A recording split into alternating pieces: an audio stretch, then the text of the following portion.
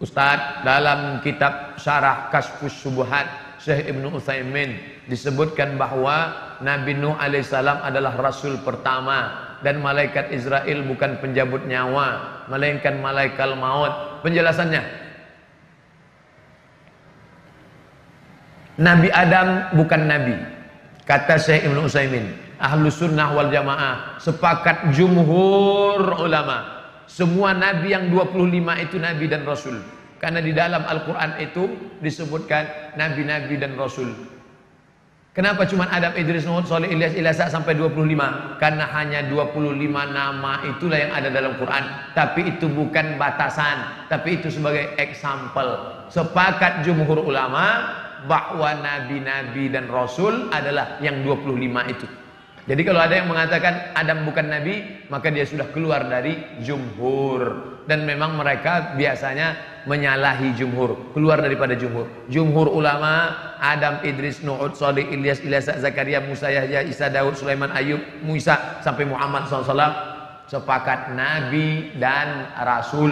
Mereka boleh jadi menerima untuk dirinya disampaikan kepada umatnya, atau dia melanjutkan nabi yang sebelumnya.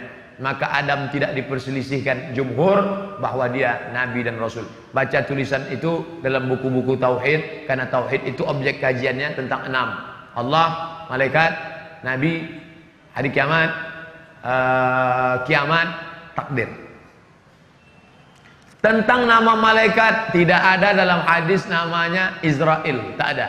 Lalu bagaimana dengan lagu bila Israel datang memanggil? Nama Israel itu bukan dari hadis Nabi.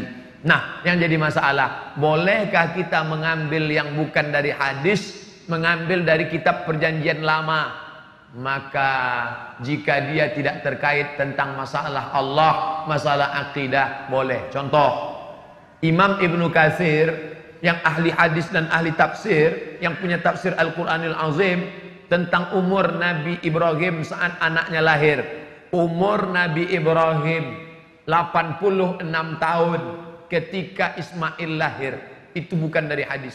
Dari mana dia ambil? Dari kitab perjanjian lama, dari riwayat-riwayat. Ini riwayat Israiliyat namanya. Israiliyat tidak boleh diambil kalau terkait dengan akidah. Tapi kalau terkait dengan kisah, terkait dengan historis, tak jadi masalah. Karena masalah Israiliyat terbagi 3. Yang pertama, yang terakhir masalah akidah. Nabi menyobek, disobek Nabi Taurat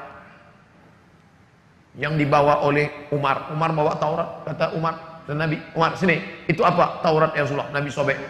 Kenapa Nabi marah? Karena terpengaruh masalah tauhid, Nabi tak suka. Tapi ada yang sifatnya masalah sejarah. Kalau masalah sejarah, maka boleh diambil selama tidak merusak akidah. Termasuklah masalah Israel ini. Maka dari dulu ulama banyak menulis. Lihatlah di kitab-kitab tafsir, ulama-ulama fiqh terpercaya pun menyebut dengan Israel. Nah, jadi bagi yang tidak mau, persimpangannya adalah kami tidak mau pakai riwayat Israiliyat. Harga mati. Yang satu mengatakan Israiliyat pun boleh dipakai kalau hanya dalam kasus masalah historis sejarah.